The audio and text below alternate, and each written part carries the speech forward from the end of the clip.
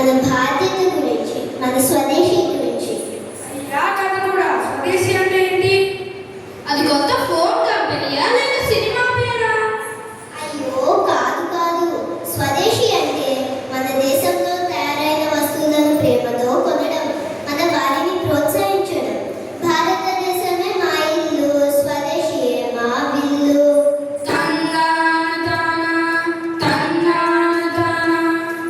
భారతదేశమే మా ఇల్లు, స్వదేశీయే మా విల్లు. కానీ కథ కూడా నేను విదేశీ చెప్పులు, విదేశీ బొమ్మలు, విదేశీ డ్రింకులు అన్నీ కొనేస్తున్నాను. అదే తప్పు. మన దగ్గర మంచి వస్తువులు ఉన్న వాటిని పట్టించుకోవడం లేదు. చూడండి, విదేశీ ప్లాస్టిక్ బొమ్మలు కొంటున్నాం, మన చెక్క బొమ్మని మానేస్తున్నాం.